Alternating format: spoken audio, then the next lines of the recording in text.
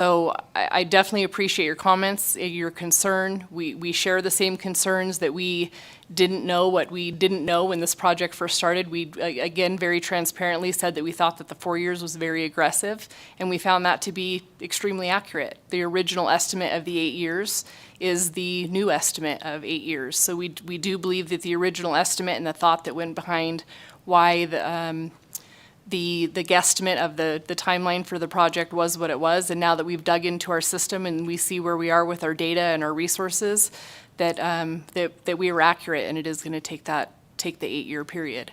But again, as I stated earlier, we want to get this done correctly, not quickly, and we want to make sure that we are rolling out a system to our constituents that is not frustrating or confusing or costly, because if we get it wrong, we have to go back and redo it. And so we're being very thoughtful in our approach and making sure that this is done correctly. And I appreciate you saying all that. You said you've been very forthcoming and honest with your staff. I'm going to be very forthcoming and honest with you. The state does not have an endless bucket of money to put into failed projects. We just don't. There's too many other needs of our constituents to continue putting money in a project that's not going to go anywhere. It would be my ask that if you see that things are going sideways, that you tell us sooner than later. The comments made in March 13th are drastically different than what's in this document. It's kind of hard, as my colleague said, to talk to our constituents and say, well, we're not going to be able to maybe fund a social service need that a senior might have, or a foster child might have, or homeless, because we're putting money into this, or the roads that they drive on, I'm sorry, I'm not going to be able to repair them because we've utilized all the money in our highway fund. So just a lot of concerns. So just being honest with you the way that you were honest with your staff. We're not a never-ending bucket of money with very limited resources. I believe Assemblywoman Bacchus has a question. Thank you so much, Madam Chair. I just kind of had some follow-up because I just want to make sure I understood. What I heard is that we have a current contract right now that ends December 2026, which looks like it reflects what's in our projected expenditure that was from the 2023 legislative session. Have you received like an RFP or a bid for the values that you've been able to provide to our fiscal staff that got up to the 424, $1 million? Was that already a contract that's been entered into? What's the status of that right now? Thank you for the question again, Tanya Laney, Director, Nevada Department of Motor Vehicles. It is extending a relationship that we already have under our existing contract. It's the IT resources that are already on the project that are continuing through because our staff aren't able to catch it on the technical side. They're just continuing on with the technical builds that we need for the remainder of the project. I'm not sure if that answers your question. Madam Chair, if I have a follow-up. With respect to the contract that would have concluded this project December 2026, were there expectations set forth of the contractor to get this project done within budget, like for this certain amount by the end of December 2026?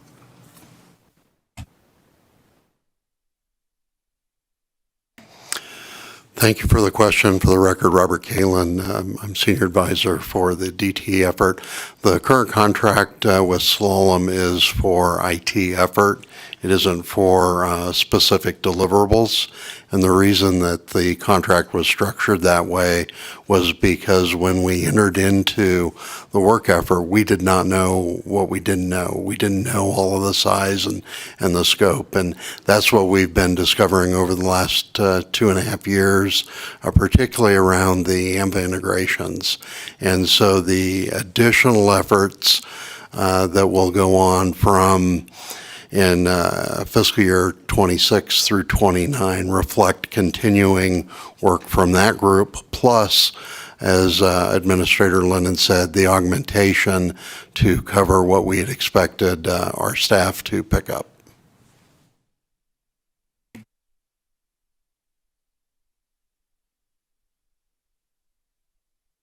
And then my last question is, obviously, the difference for fiscal year 2025, even though there's a cost savings this fiscal year, it looks like the Department of Motor Vehicles is going to be short $18.7 million and some change. And I'm just curious where that's going to get funded, if you guys have like a source or. Molly Lennon, for the record. Right now, we are researching other sources of funding, including ARPA. So we are planning to come forth if we need to, but we are looking at other sources. You made a statement that when you originally signed the contract, you didn't know what you didn't know, so there were no deliverables in that contract. Now that you know more, will you be signing a new contract, not just an extension, that has deliverables and target dates to make sure that we get to completion by 2029? For the record, Robert Kalin. The contract itself has deliverables that outline how the project will be structured, but like Director Lanny said, we're doing an agile methodology, so we're progressively building out the software deliverables, the product deliverables, as on a quarter-by-quarter basis. So we're able to adjust and meet the needs of what we're seeing in our development efforts and what we see coming out of legislative requests and customer requests. The extension of the contract will be for staff to help DMV build the solutions.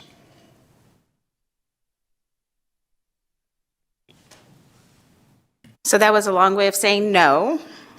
So come 2027, we might, or whoever's sitting on this dais might be here saying that from you all, well, we've found that there's more that we didn't know.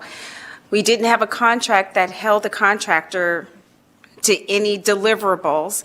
Now they've added another 300 or 400 million to get us to maybe 2035. So there's nothing to assure us in any way that this extra almost 300 million will get this job completed by 2029, because there's nothing to tie your contractor's hands to make sure that it's done. Robert Is that Kalin, correct? for the record. The quick answer is the project management team within RPM and DMV is tracking all of the completion, and the reason we're able to tell you there are 856 products that we're delivering is we've documented all that, and we understand now what the work effort is. We know there are 80 plus integrations.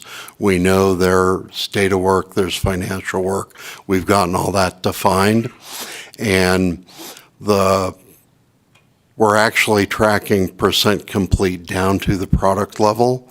And it's a combination of both DMP staff, our business experts that are working with the vendor to build out those products. We've taken in our project plan, identified all of those 856 products to be completed by FY29. That's why we went out to that time frame. Now that we know the body of work, we're able to project out how we're going to complete that and the approximate timing.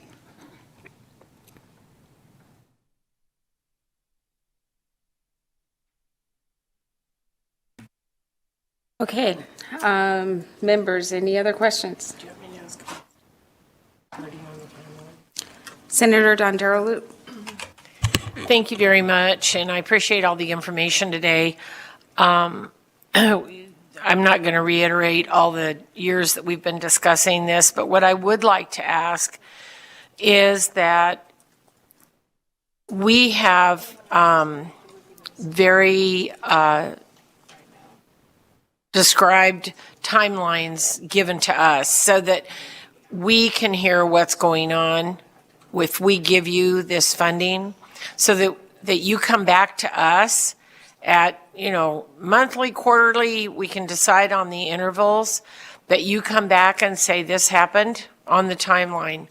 Because I don't think any of us go to a store and buy something, and if it's not delivered, we just go, oh, well, it'll be here in 2 more weeks, and then it's another month, and then it's 2 years, and then we maybe don't get it. And so that's what's going to we're going to have some strict timelines and some feedback and some information on what happens in that process.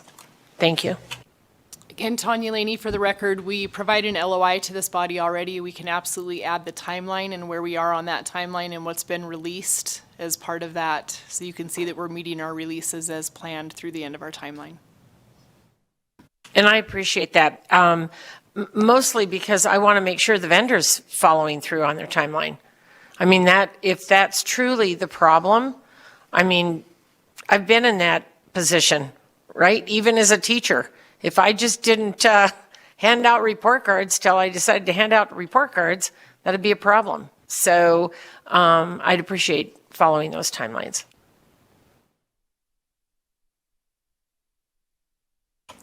And I know that you have NDOT at the table with you.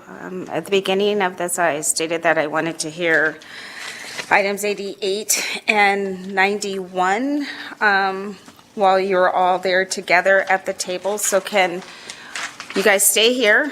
And then we hear from NDOT, because I believe the impact on our highway fund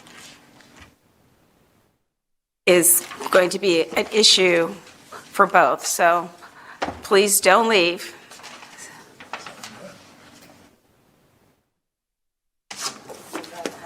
Don't run, because I haven't voted on your agenda item, so.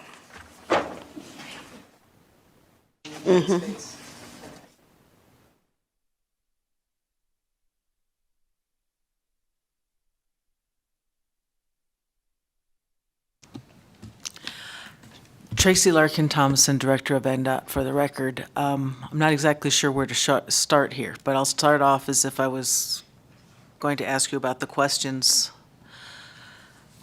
as if this were my part of the session, and then we can go into talking about. Since I'm shuffling here, I'm just going to start reading. Good evening. I apologize. If you have a presentation prepared for item number 88 and item number 91, you can do that, and then we can go back and see how. It's very short. I'm pretty much doing introductions. Okay. So here at the table with me is Felicia Denny, the Assistant Director of Administration, and Nick Johnson, Chief of the Project Management Division. And we are here to answer the questions you may have about our two requested work programs listed. The C-67-261 bond request in the amount of $200 million, $150 million in fuel revenue bonds, and $50 million in Clark County fuel revenue indexing bonds. And also C-67-473, $150 million additional spending authority in our capital outlay program, $30 million in federal aid, and $120 million in state highway funds. And then I am sure we'll be discussing a few more other options. So we'll take any questions. Okay. So I know that we do have a few questions. We'll go to Senator Harris first. Thank you, Chair. Could you please discuss what factors led to the estimated cost for the Henderson Interchange project to increase by $184.8 million when compared to the estimate provided during the last legislative session?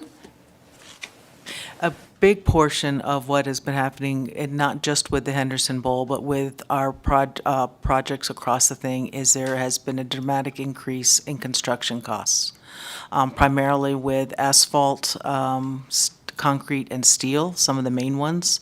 We have been seeing an average of 23.6, and this is across the nation,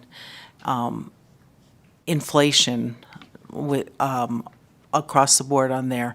Now, in this past year, we have delivered 55 projects with an average of 28% above what the estimates were last year.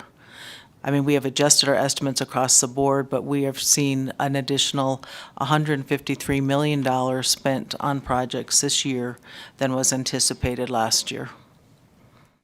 It's just literally going across the board. There was, and I guess to add to that, there was no additional scope added to the Henderson Bowl. It is strictly looking at prices.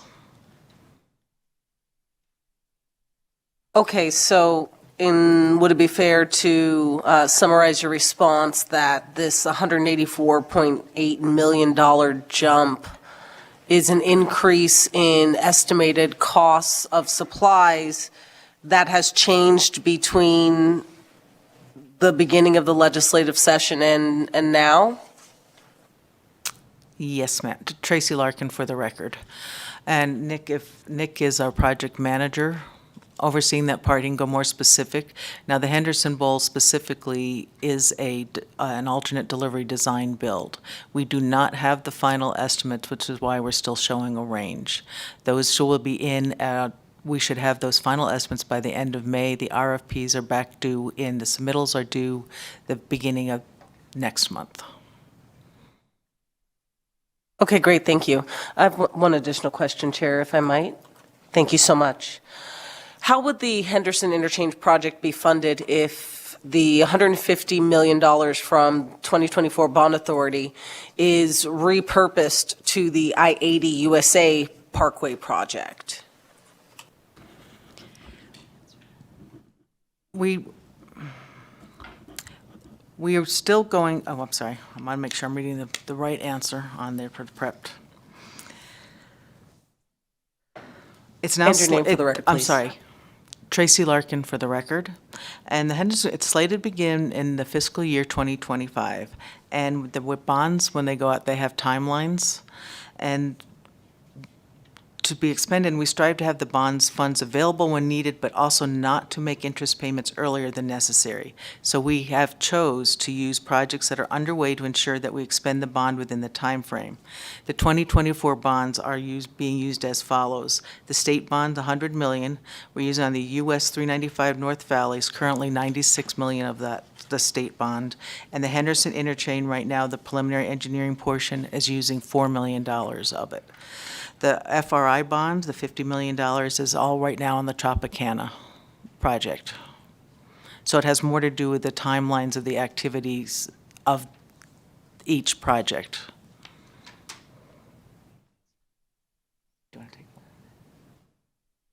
Thank you.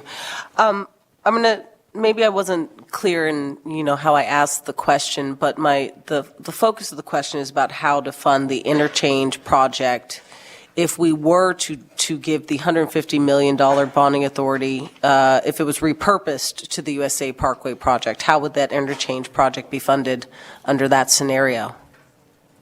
Go ahead. Felicia Denny for the record. The $150 million of bonds that we've sold for 2024 are already obligated into those projects that Director Larkin mentioned.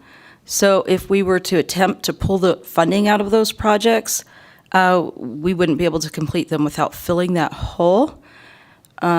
So that scenario wouldn't work in this particular instance. Thank you.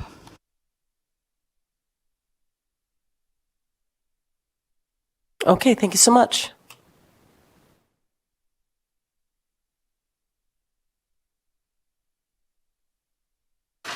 So is it my understanding, maybe just want to make sure that I heard it correctly, you said that a lot of the increased cost was due to inflation. So the estimated inflation rate has gone up, you're saying, by approximately 20% since the end of session, since we discussed all this in session? Excuse me, Tracy Larkin for the record. The prices in the past year have gone up approximately 30%. inflation on what was estimated, the original estimates.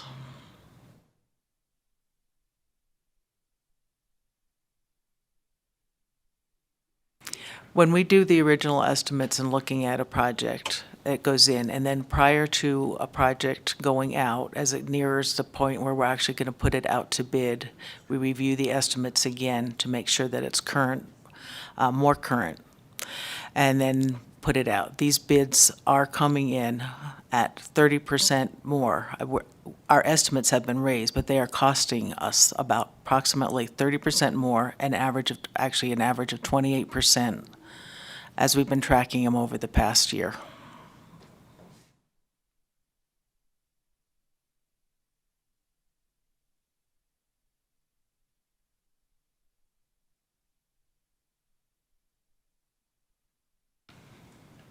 Just to add to that, again, Tracy Larkin for the record, that is a national trend. We can show documents across the country, particularly in the construction industry, as seeing one of the sharpest rises. I think sharing that documentation would be beneficial for the committee. Absolutely. Absolutely. Just forward that.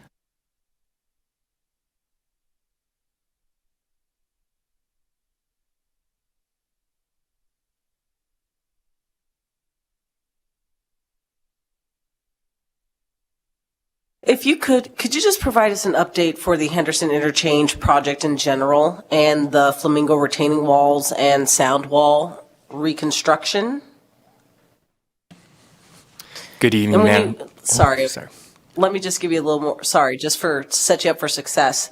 If you could just, while you're answering that, could you discuss when construction for these projects would start and the anticipated completion date of the projects? Thank you.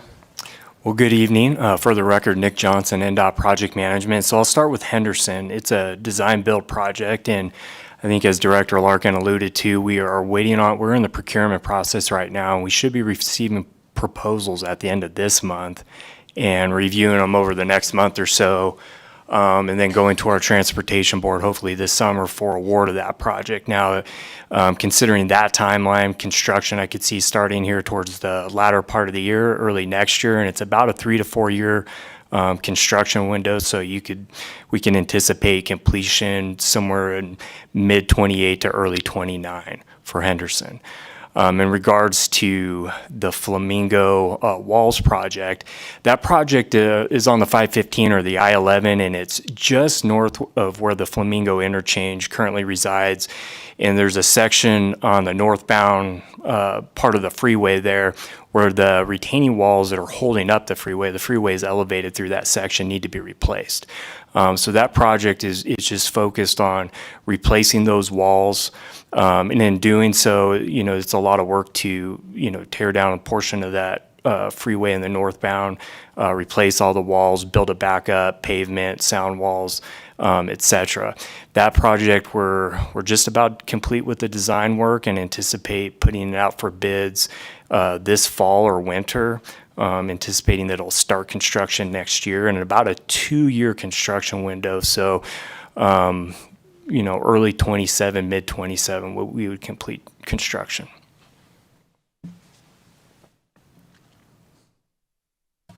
All right, thank you. I appreciate it. I believe that's all the questions I have, Madam Chair.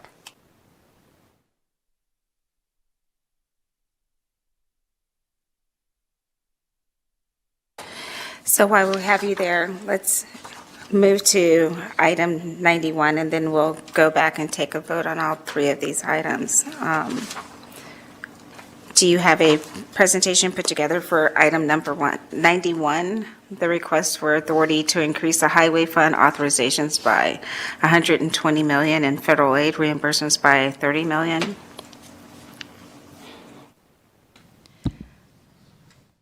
Felicia Denny for the record. This work program is requested to cover our ongoing projects for the remainder of the federal fiscal year and allow us to collect federal reimbursement on those projects. That's pretty much the gist of it. Please let us know if you'd like some more information.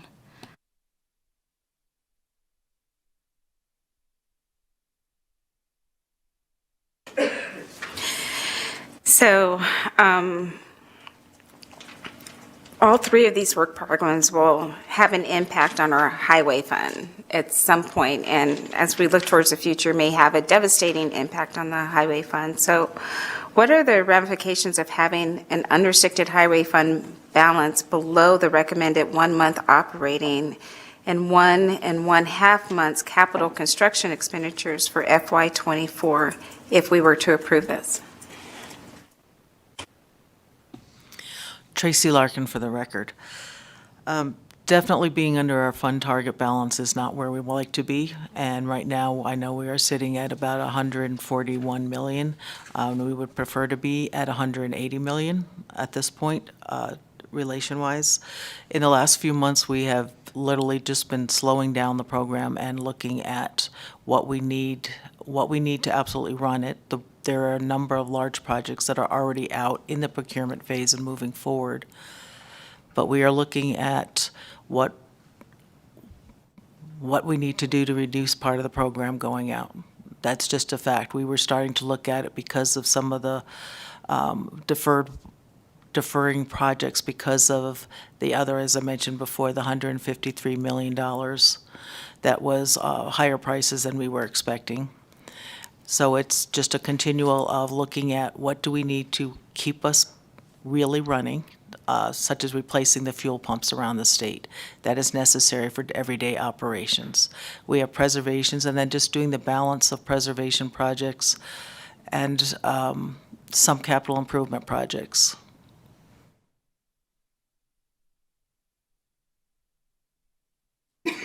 So one of the reasons I wanted to hear all of these together,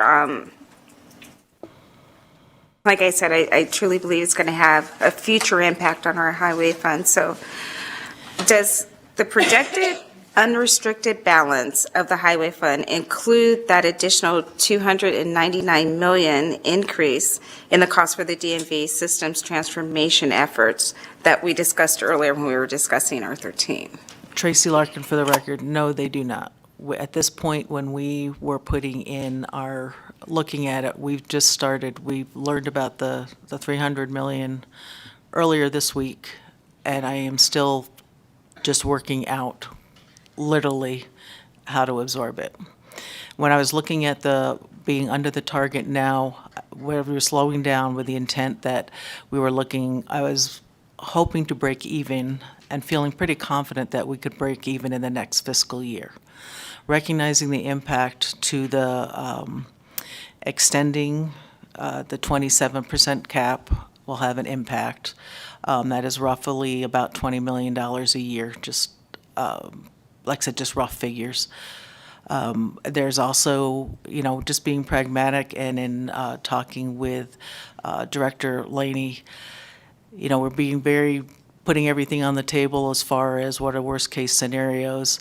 Should you have the cost of the part of the increase in the cost for their upgrades on there, is there still sufficient funds for also their day-to-day operations? Moving that way, so the combination is an impact. We will just, but recognizing that I'm not going to hit the same amount, like I said, I was looking at 2025, I am now looking at hoping to be back on target with having that in 2026. And I'm going to be honest with you, that is I've been going over my head for about 2.5 days, so I haven't run numbers, we haven't really fully explored the full impacts, but there's some just looking at how we can, are there projects that we can defer a little bit longer? Are there ones where the way we design it, it's over a couple seasons, so we can manage the cash flow better that way? We're just looking at all the options on the table. Well, I appreciate your honesty. A $300 million hit is a lot.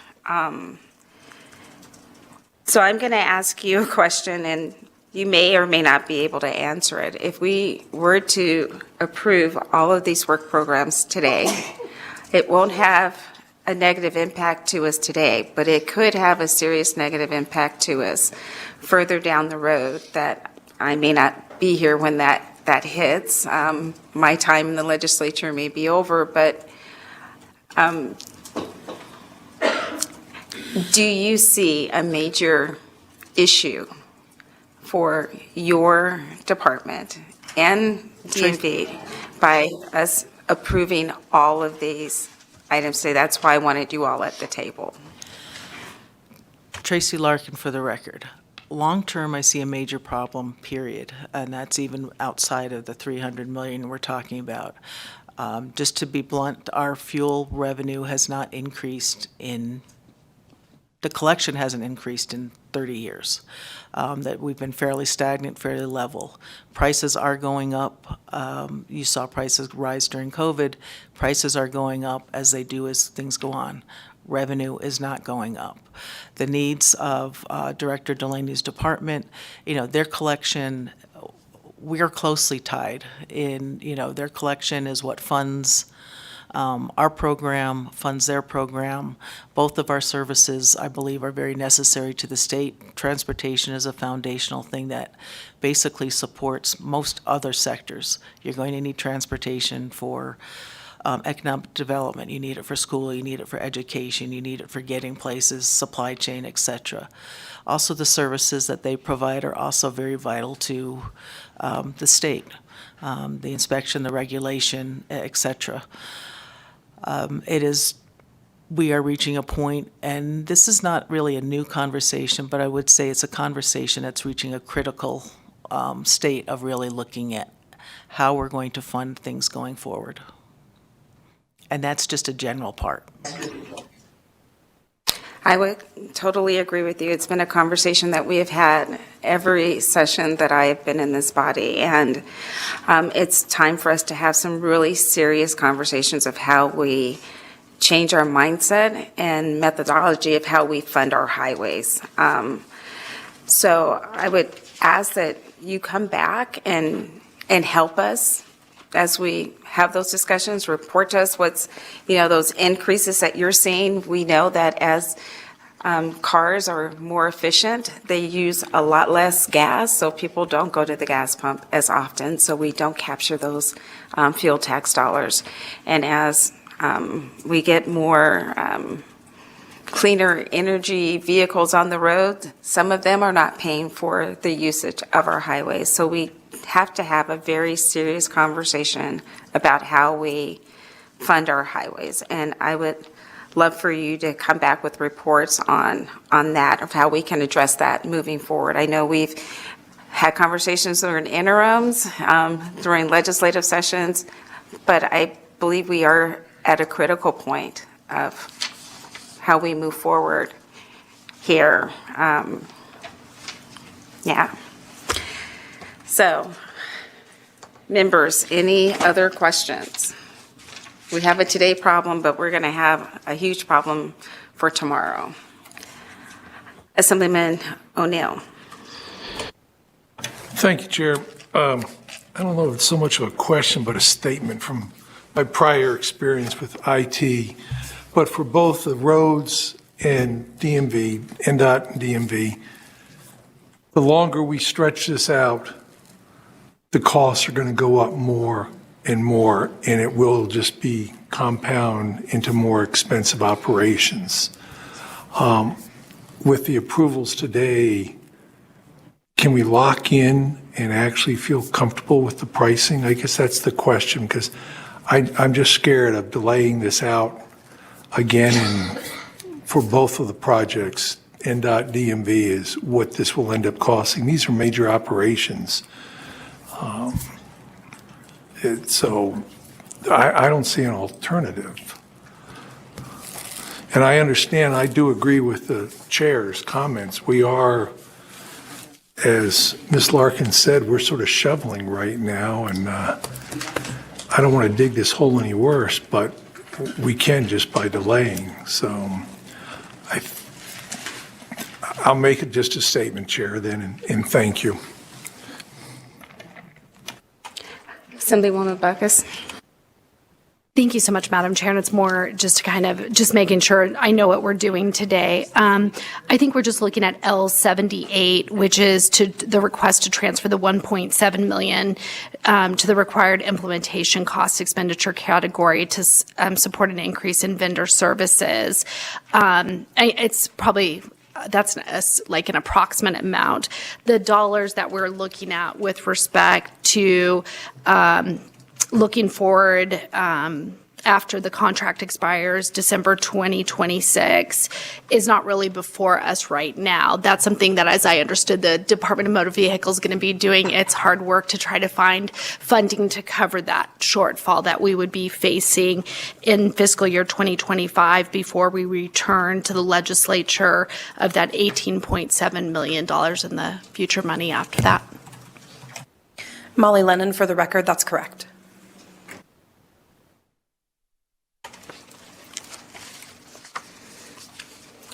Members, any other questions or comments? Anyone up north?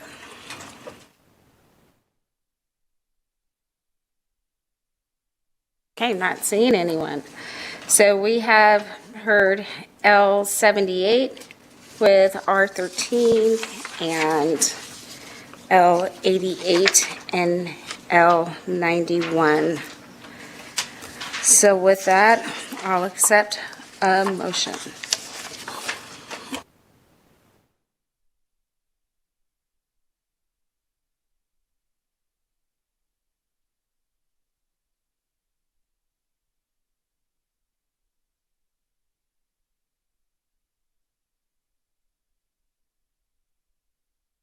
Thank you, Madam Chair. I would move to approve the funding as discussed. Thank you. And I would second that, and I believe those are those L numbers that our chair mentioned as R13 is just an informational item. So we have a motion and a second. Any discussion on the motion? Not seeing any. All in favor, please say aye. Aye. Any opposed?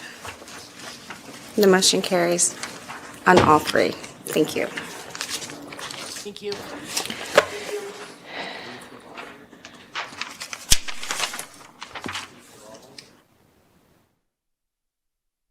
It takes us to L96. It's the Department of Indigent Defense Services.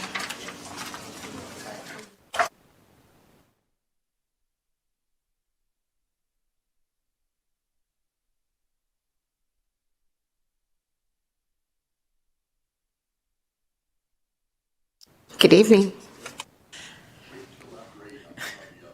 Good evening, Chair and members of this committee. My name is Marcy Riva, and I serve as the Executive Director for the Department of Indigent Defense Services. I will try to keep my initial comments short, but I also want to take an opportunity to express the importance of the program that we are presenting to you today. Across the state of Nevada, we're suffering from a lack of indigent defense services providers, and this is threatening the ability of our court systems to process those criminal cases, particularly in our rural areas. To top that off, the state of Nevada is in a stipulated consent judgment where we must comply with the workload study and add about 30 attorneys across our rural counties. When we reach out to those counties to talk to them about adding the staff, they're open to that, but they just don't have an idea of where we're going to get these attorneys from. With this problem in mind, I did reach out to Dieter and started conversations of, is there anything at any sort of level that we could get into to try and create a program that these rural counties could use as a tool to bring students and attorneys into our rural areas. And that's where we created the idea of LASSO, the Law Student Supervision Operation, which will provide job training programs and stipends to bring students and law school graduates into our rural and underserved public defender offices. And with that, I'd take any questions.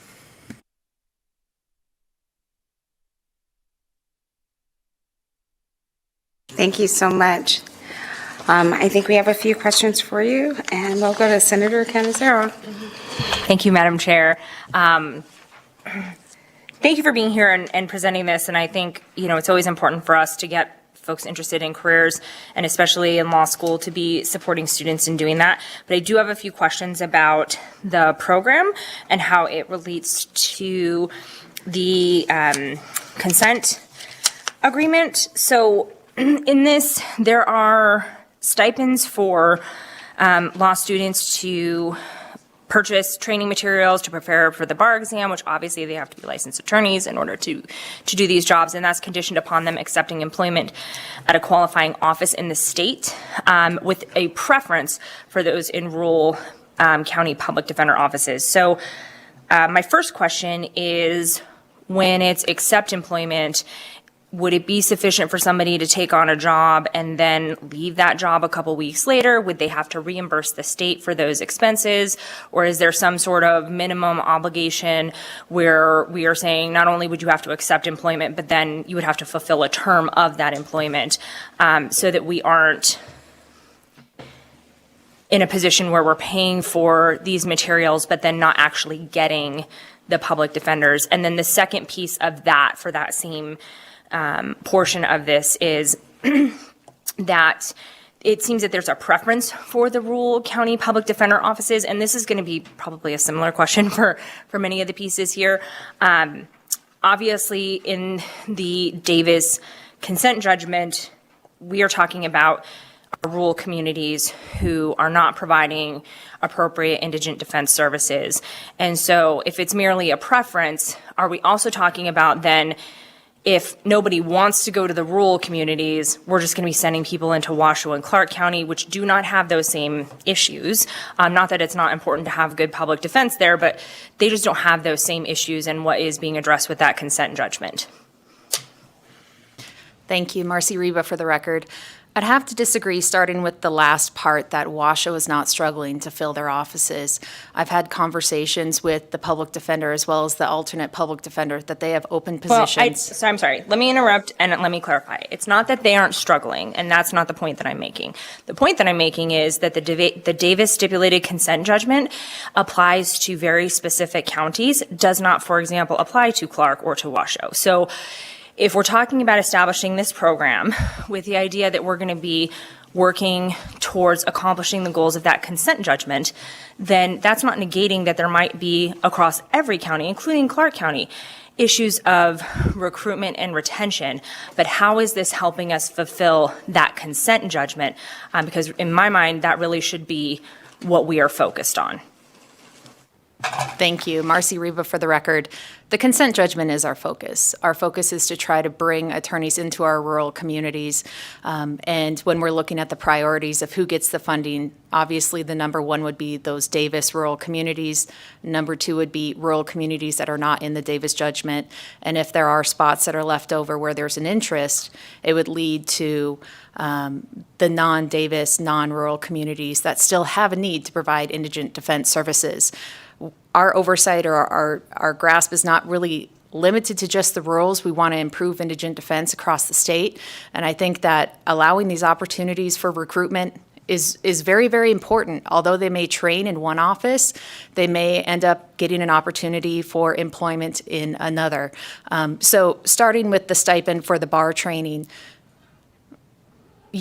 Nevada's unique, and we want to have the opportunity for that employer to work with their employee of whether they want to put on there an expectation that they're expected to stay in a certain area to work for a certain period of time.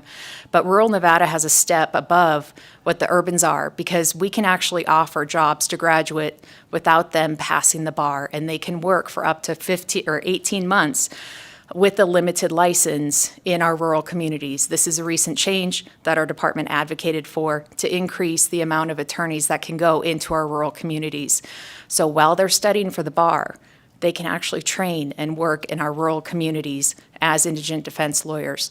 And hopefully, as they're in those communities, as they pass the bar, they would like to stay in those areas with that training. So that's the ultimate goal. We don't have a timeline that they have to agree to, because we want to leave it up to that employer to work with that employee. So in theory, they could take this stipend, study for the bar, take the bar. They've agreed to employment. They could show up for one day of work and leave, and there's no recourse for the state to recoup those dollars, even though we have not now retained someone who is employed in a public defender's position. Marcy Reba for the record. My understanding is that this funding source does not require any sort of term of service or term of training. And again, that's what we're leaving between the employer and the employee.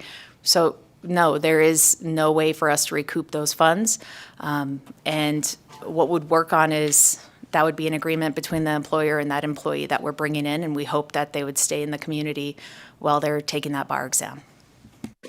No, and I understand that, and we see this sort of incentive program in a variety of facets. When we talk about loan forgiveness that might be available to folks who want to take on nursing positions, or when we talk about different incentive programs that might be available for first responders. Like, we have a lot of these instances across the state budget and in different programs where we are incentivizing people, but we want them to come and to stay, right? To stay in Nevada, to work in Nevada. And so that to me, I guess I take some issue with. I think if what we're trying to do is make sure that they're staying in that employment, that we really should be asking for them to accept, because this is conditioned upon accepting employment, not just giving them an opportunity to train, but for accepting that employment, that it should be for some specified period of time to encourage them to stay in that position, especially if we're going to be paying for ostensibly like a big chunk of their bar prep materials and potentially other compensation. I guess my other question then with these summer placements as well, it seems as though, again, and this is a similar question, is in relation to how this program is helping the state fulfill those statutory obligations and also obligations in the stipulated consent judgment, that these summer placements, again, it has a preference for rules, but doesn't seem to be restricted to that. And so if you can just speak to that, I'm sure it's probably similar to the bar exam material portion, but wanted you to speak to that piece as it pertains to the summer placements. Thank you, Marcy Reba, for the record. In NRS 180.320, I believe it states that the Department of Indigent Defense Services, or the board, is to work to create pipelines into indigent defense services, and also with an encouragement of rural. So these pipelines that are set forth in the statute are not limited to our rural communities. It's just a pipeline into indigent defense services. So that's what our main goal is. And the reasoning for the stipends is, at least when I went to law school, you had to pay for your rent over the summer. And for these individuals to go into our rural communities, it's going to cost them to go there. There's limited housing. Our understanding is they might have to live in Airbnbs for the entire summer or something that's a little bit more expensive. So we wanted to make sure that we had the ability just to get them there, because that's going to cost some money, and they have other expenses as well. And we just wanted to also be competitive with other stipends that we're seeing by private sectors, as well as other nonprofits that are able to offer these to the individuals. So in looking at the requirement for the board to create pipelines, it's not just limited to the rurals, and that's why we're working to include all of our counties that need this assistance.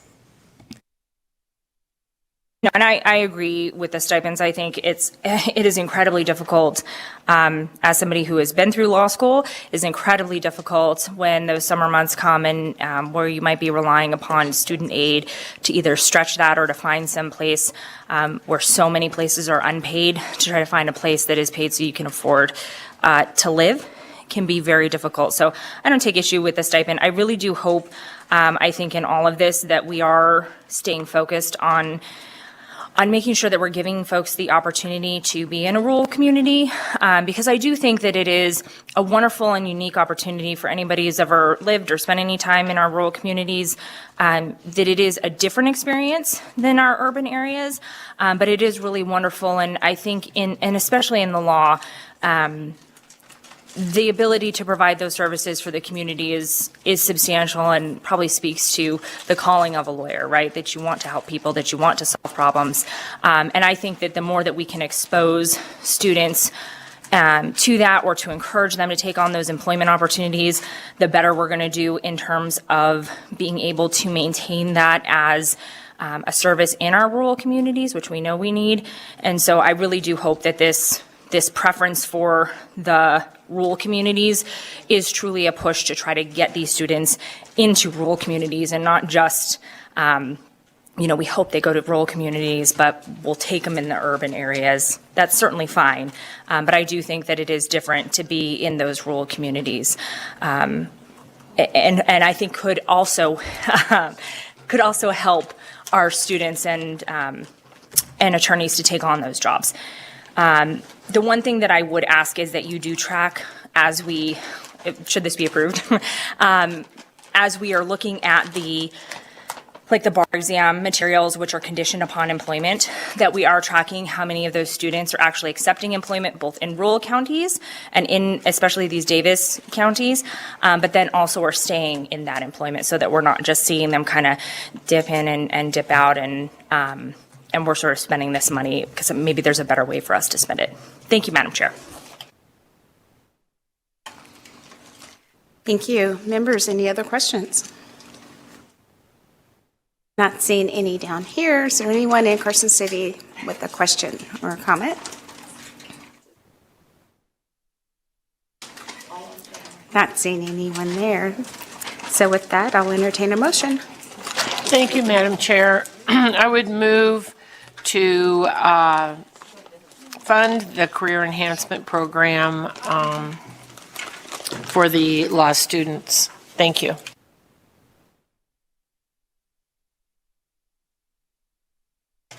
Madam Chair, I would second the approval of this program. Thank you. We have a motion and a second. Any discussion on the motion? Not seeing any. All in favor, please say aye. Aye. Any opposed? The motion carries. Thank you so much. With that, we'll move to the next item on our agenda. That's item M. It's a statement of the disaster relief account balance, and I will turn it over to Ms. Kaufman. Thank you, Madam Chair. The statement of the disaster relief account can be found in Volume 5, page 249 of your packets. The disaster relief account balance as of May 1st, 2024 is $11.7 million. There is one request tonight from the Office of the Military, and that is for $120,689.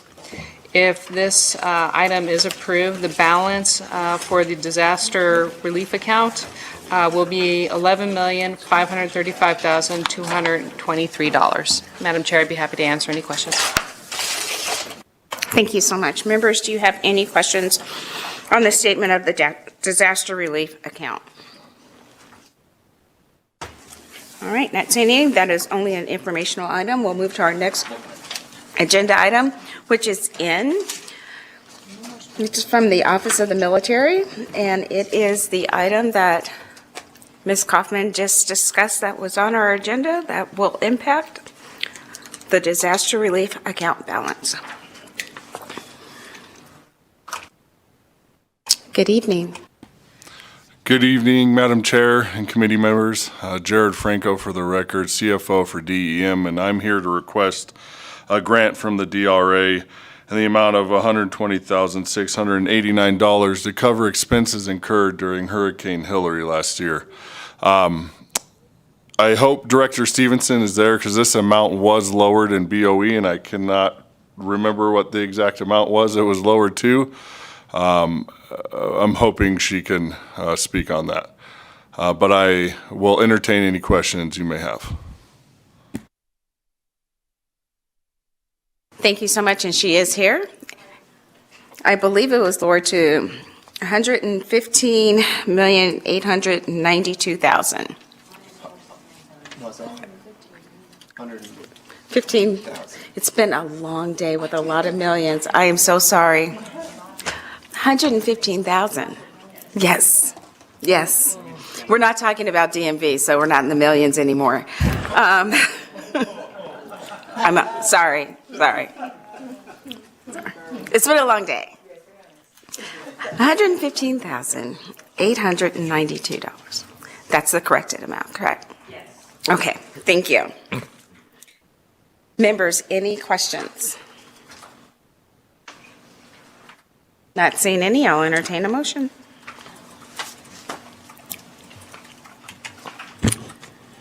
So moved, Madam Chair. I would second that as revised. Thank you so much. We have a motion and a second. Any discussion on the motion? Seeing none, all in favor, please say aye. Aye. Any opposed? The motion carries. We've already heard item O. That takes us to P, the Department of Business and Industry, the Housing Division's informational item only. That's always on our agenda.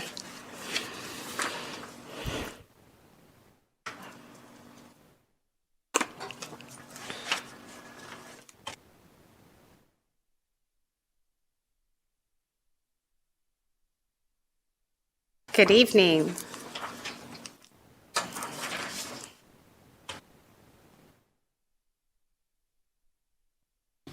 Good evening, Chair.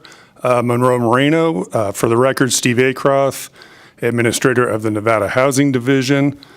And I am trying to, there we go. Oops. Sorry for that delay. I'm all set, Mr. Lizer. Looks like I'll have my photos up here. Normally, I would have Christine Hess with me, who is the Chief Financial Officer of the division. Unfortunately, she had family obligations this evening. So I'm going to give you a brief update on the report, and then I promised you pictures, so you're going to get some pictures. The Home Means Nevada initiative, we are $81.3 million expended. Of the total $500 million, we have 3 development projects. You're going to see some pictures here shortly, with over 70% of the funds allocated to those projects spent.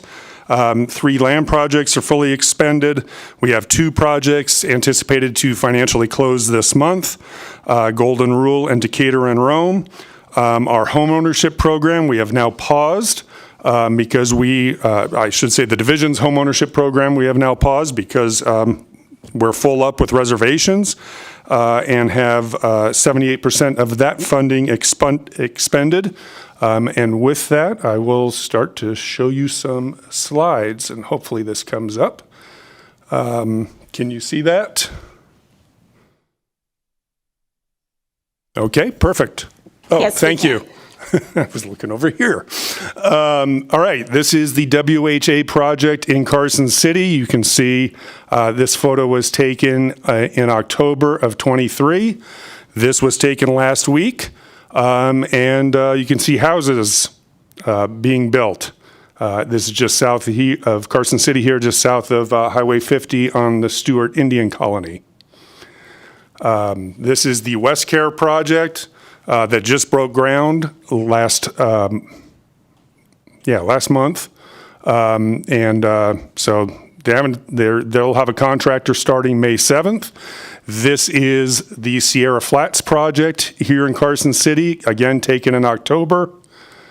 And this is what you see. This was taken early April, extending from the left to right all the way down. There's 4 or 5 separate buildings there. So that's starting to come out of the ground here in Carson City.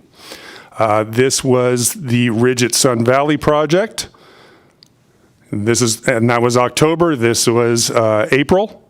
They're starting to get the foundations and have done the groundwork. This is the Vintage at Redfield project, again in October. This is now in April, going vertical. This is the Pinion project at Moana and Highway 580, Neal Road in Reno in October.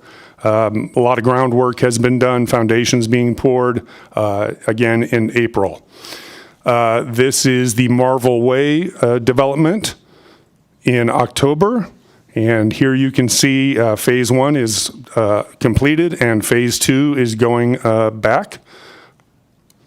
This is the Eddy House project that we just closed on in March, and they're already going vertical.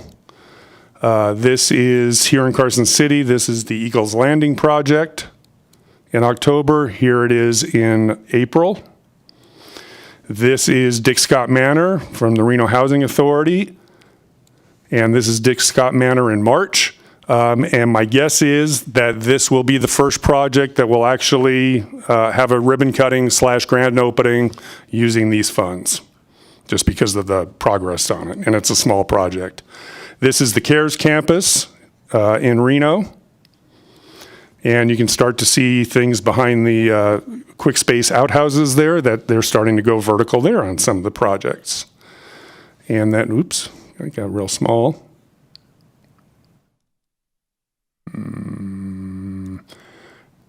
All right, well, there's Buffalo and Cactus, and that's an Ovation project in Las Vegas, and I only have one picture because they've just started to move dirt.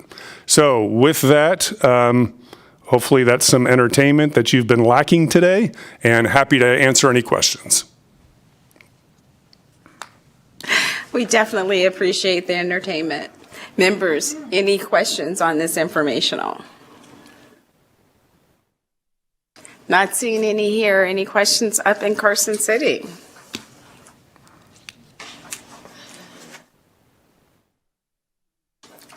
Not seeing any there. It looks like we're losing people.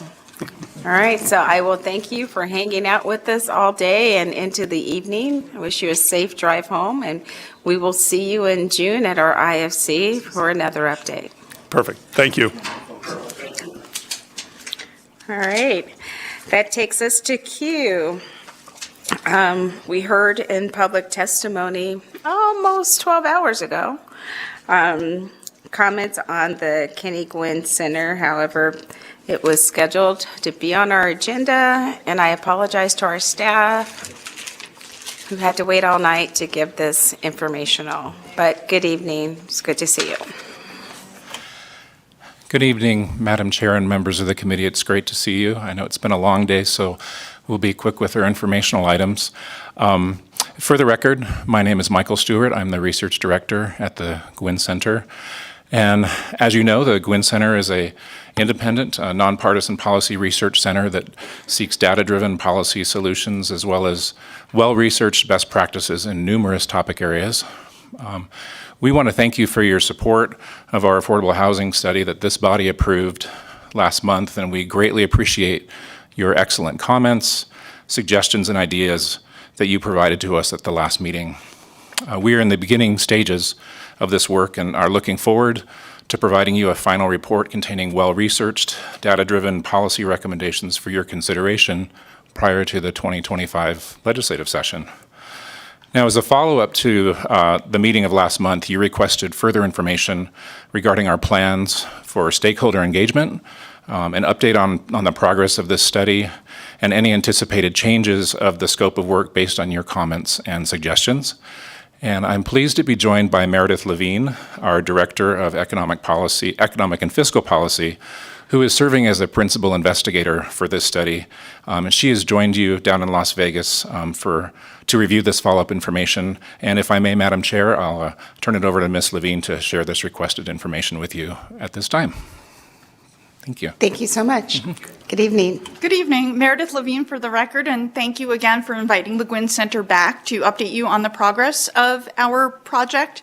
And again, thank you for the funding. We are very grateful for it. So as Mr. Stewart said, we are most certainly in the foundational and building stage of this. So we did respond to that request, and part of that was to share some stakeholder information with you.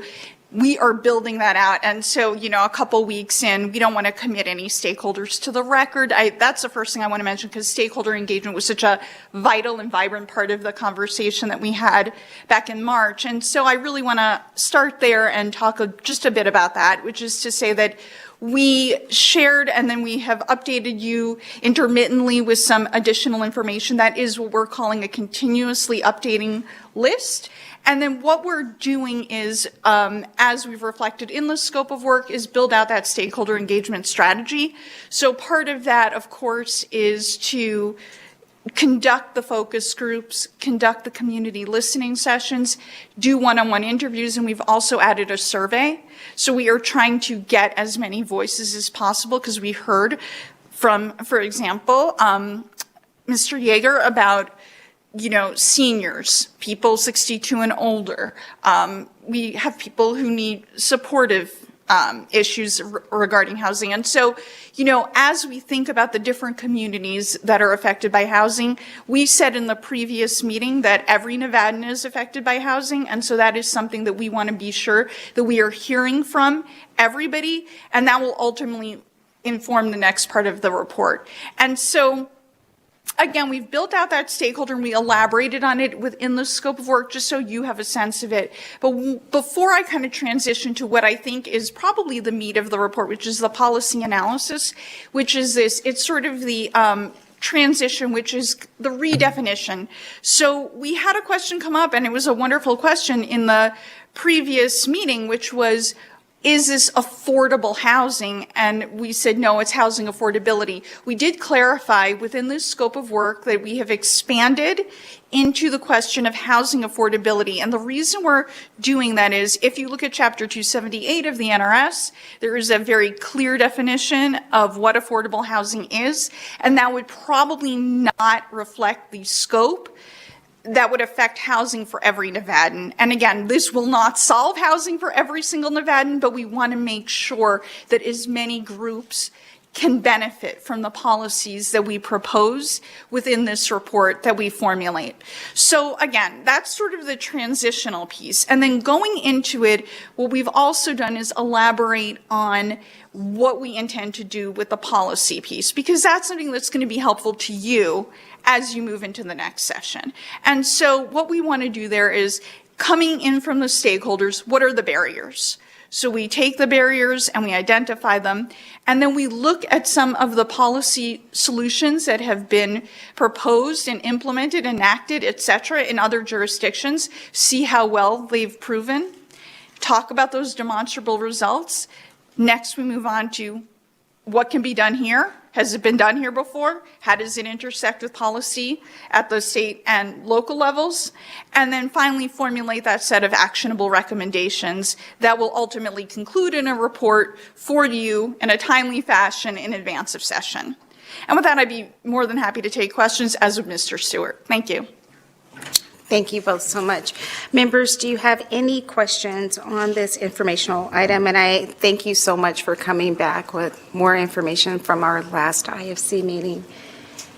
Not seeing any, Assemblyman Watts. Thank you, Madam Chair. I'll be brief. Ms. Levine, I just wanted to thank you not only for being with us throughout the entire day and for the excellent report, but for also reaching out, sharing information with us in advance of the meeting, soliciting our feedback. I just really appreciate it. It showed a real receptiveness to some of the comments that were made, and your passion for this issue and your expertise really shine through. So look forward to that continued communication back and forth as this moves forward. Meredith Levine, for the record, I just want to thank you for that. I appreciate it. And I do want to say that this is an open dialogue. I appreciate everything from all of you. Many of you have reached out to me. Please feel free to continue to do so. I welcome those conversations because that way I can produce a report for you with the Gwynn Center team that is effective and helpful to you. So, again, please do view it as that sort of collaboration. Thank you. Thank you. And thank you for staying with us all day and evening. Please drive carefully home tonight. So, members, that brings us to item R, another informational. And the last one for the evening, which will be R2, and that is the Office of the Secretary of State. Good evening. Good evening, Madam Chair.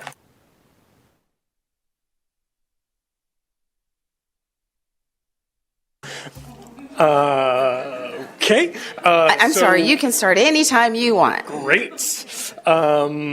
Item R was our presentation on our updated timeline for the VREMS top-down voter registration project. As many of you likely saw, that project had its initial implementation delayed from April 1st until later on in July. The report that we provided, in addition to giving updated timelines, also gives an overview of our budget. We are excited and pleased to say that so far we are on track to be under budget for this project while still delivering the updated top-down registration system in advance of the general election in November.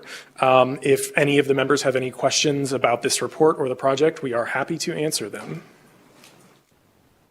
We just have a few questions. So you talked about the timeline. Coming in under budget is always good.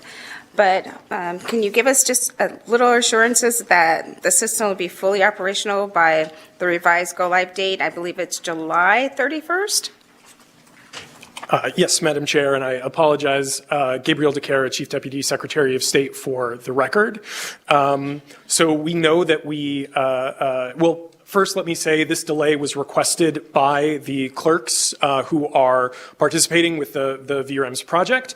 They asked in their letter for this delay because of statutory and logistical timelines related to the primary election in June. They felt that they would not have enough time to carry up their end of the load in terms of this project while also preparing for and running the primary election. And so they specifically asked for a delay until after the primary election and not a delay until after, the general election. Our team came together, looked at how to adjust this timeline.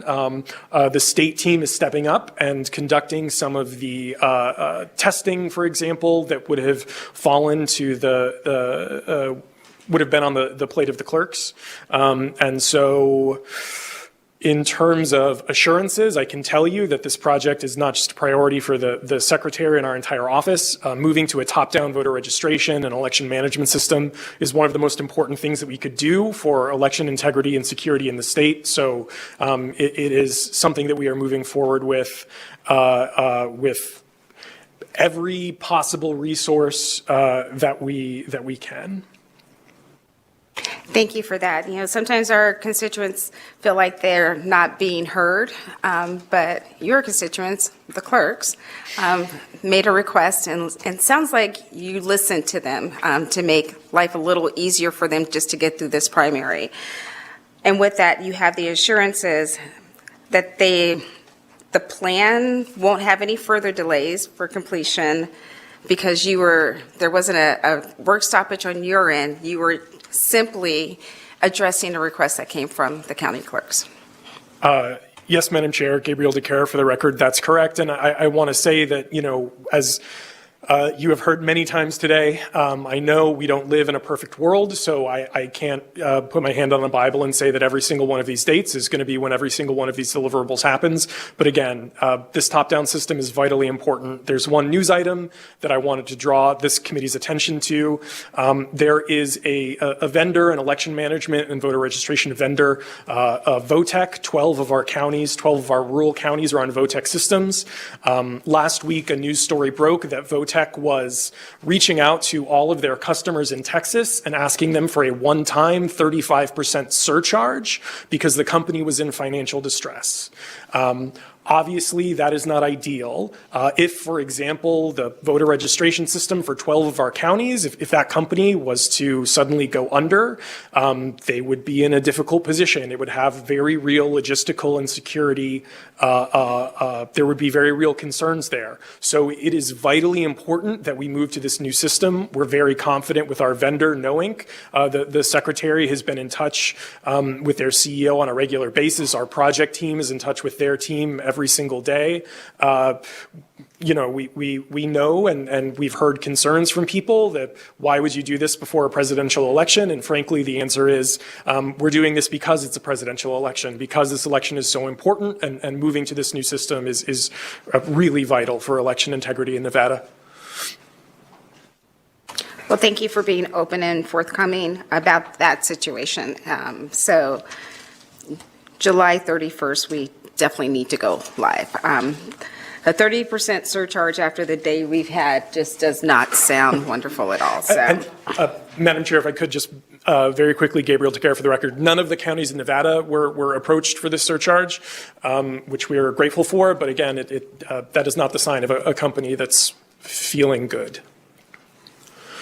And then I only have one last question before I turn it over to anyone else. And you have specific target dates for phase 1. Have you thought ahead for target dates for phase 2 or 3? Are you waiting until July or into June to get closer to coming up with some targeted dates for the next 2 phases? Thank you, Madam Chair. Gabriel Takara for the record. And I'm actually going to send this over to Deputy Mark Voloshin in Carson City. Mark, I believe that our team has sent some of those dates over or has some of those dates. Can you just talk a little bit about the phasing of the project? Thank you. Thank you, Chief. Good evening, Madam Chair, members of the committee, Mark Voloshin, Deputy Secretary of State for Elections for the record. As Chief Takara mentioned, we do, in fact, have updated dates based on the shifted timeline. Again, of the utmost importance, 1, that it be done properly, and 2, that we do it prior to the general election. And to that effect, again, you've heard now, July 31st is the anticipated go-live date for Phase 1. That will be the minimum viable product. Phase 2 begins immediately afterwards and is anticipated to continue through February of 2025. That minimum viable product essentially is the base model, so to speak, of the election management system and voter registration database, with a few additional bells and whistles continuing to be added through Phase 2 to encompass election night reporting. There's some petition management, and then, of course, the automatic voter registration expansion as directed by Assembly Bill 432 from the 2021 legislative session. Following that phase, again, anticipated to start in March of 2025, we'll move into Phase 3, which will encompass not only a merging of the systems of both Clark County along with the other 16 counties, again, roughly in that time period, to get us truly onto a statewide system. And there are considerable logistics, as you can imagine, and discussions from everything from a contracting standpoint to a management standpoint for that to happen, as well as additional modules that will incorporate, including but not limited to poll worker management and campaign finance, potentially. Thank you so much. Members, any other questions? Madam Chair. Assemblyman O'Neill. Assemblyman O'Neill. Thank you, Chair. You are absolutely right. Trying to do this before the presidential, we've already had one delay in it. If your constituents, the various clerks in the 17 counties, voter registrars, whatever they may be called, if they're still having problems after the July 1st phase, will you delay it again? Or is this set no matter what the clerks say? Thank you for the question, Assemblyman Gabriel Takara, for the record. So as Deputy Voloshin and myself have said, we know that we need to go live with this system. July 31st is our targeted go live date. Clerks in Nevada, elections in Nevada are run by clerks. If one of the clerks was to stand up and say, actually, I don't want to go live, no way, no how, you can't make me, there would be some difficult conversations. We're very grateful that the clerks have agreed that going live in July works for them, works for the state. We will be moving forward with that July date, and the clerks are our partners on that. So they've all agreed that the date, whether you're going to run a test, I assume, on it again, aren't you? Yes. Stress test on it to ensure, and if it fails the stress test, we're still going to move forward with it on July 31st?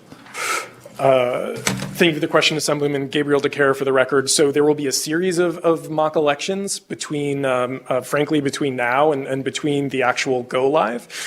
We've made the commitment, along with the clerks, that one of those mock elections will be open press, open public. If members of this committee or any other legislative body would like to attend, obviously that they will be welcome to. I think, as we've seen, there is no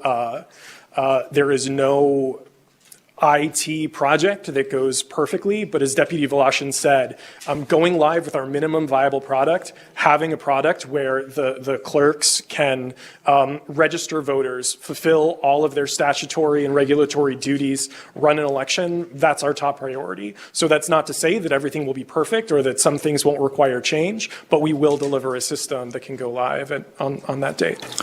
I really appreciate that explanation, and thank you for that. I hope it does work well, and that I don't hear from my various clerks in my district counties. Thank you, Chair, for the time. Thank you. Senator Titus? Thank you, Madam Chair, and thank you for being here tonight. I know it's been a long evening, and thanks for the update. Just curious, is this going to help expedite cleaning up our voter rolls? Because one of the things that we're concerned is that the counties don't match what the state has on record, and this should be able to help us in a very quick manner verify different voter rolls. Thank you for the question, Senator Titus. Gabriel DeCare for the record. The short answer is yes. I promise there's a long answer. I will spare it from you, but basically spare you from it. But basically, anytime you have 17 different counties with 17 different systems and 17 different roles, yes, that is complicated. Moving to a single statewide database, obviously in phase one, it will be 16 counties plus Clark County. Moving to that system where everyone is on a real-time basis cross-matching with each other is incredibly important for voter roll maintenance. Yes, ma'am. Now, can you clarify what you just said about 16 counties and then Clark County? They're not all rolling out at the same time? Yes, Senator Titus, Gabriel DeCare for the record. So Clark County is presently on their version of the knowing system.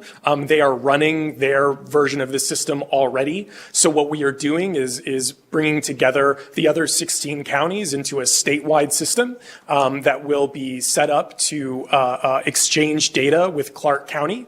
That's to make sure that everything works smoothly. I can tell you that even though Clark County will be still on their own database, the fact that they will be on the same platform from the same vendor, the same system, is again going to make voter list maintenance, all of the other considerations for running elections and registering voters. It is going to streamline that process incredibly quickly by a large amount while we work on building that direct bridge between Clark County and the statewide system.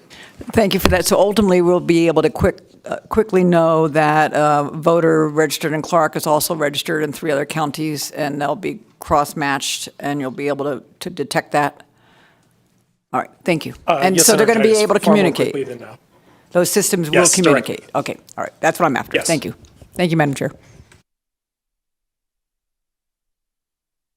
Thank you. Assemblywoman Summers Armstrong. Thank you, Madam Chair. Thanks for being here. And you said this term a couple of times, minimally viable. Can you just give us a brief overview of what that really means? Because I don't want anyone to think that the minimally viable means less than what we need. So if you can just kind of clarify that. Yes, thank you very much, Assemblywoman. And actually, for that question, I'm going to send it back down to Deputy Voloshin in Carson City. Thank you, Chief DeCara. Assemblywoman Summers Armstrong, to you through the chair, Mark Voloshin, Deputy Secretary of State for Elections for the record. A minimum viable product is a technical term used in project management and in IT type systems. And you're absolutely right. What we're not talking about the low end, barely working. It really doesn't speak to the quality of the product or the solution that we're moving to. It really speaks to the capabilities of that system. So as part of our project, starting even over a year ago, as we looked into the project development piece, understanding the operational requirements by our county election officials, one of the first questions we asked was, what's the minimum that we need to do? Like, what does the system have to do to be successful? As we laid out those numerous, well over hundreds of different requirements, everything you could imagine, starting with be able to register a voter, enable a voter to update their registration, enable a clerk to send a notice to the voter in an acceptable way, all the way through some of the more complicated elements of managing overseas and military voters, building an election through that system, tracking vote history, comparing voters, again, looking for not only, as Senator Titus had highlighted, duplicate entries across the state, but also for individuals who attempt to nefariously vote more than once in our state. As we look across that full spectrum of things that the system must do, we whittled it down to those exceptionally required, the basic requirements rather, and then set aside those additional features for future phases. So again, petition modules. It's a very useful tool to have for a county like Esmeralda with 625 registered voters, not a necessity. But the clerk, Lucinda Elgin in Esmeralda, absolutely has to be able to register voters and those sorts of things. So when, again, we talk about minimum viable product, we're really talking about those minimum requirements the system must do to be able to execute the June and November, rather the November election.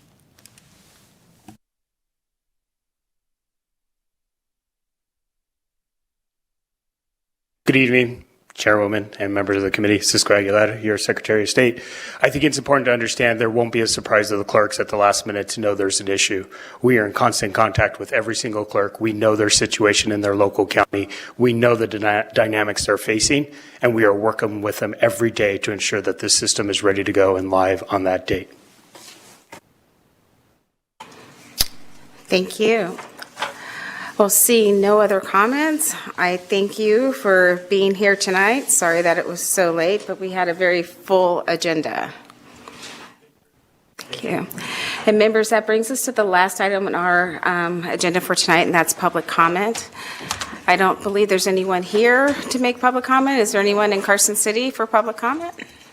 No, we actually have no one in the room but those you see at the dais and the last two presenters. Perfect. Do we have anyone join us on the phone line for public comment? To provide public comment, please press *9 now to take your place in the queue.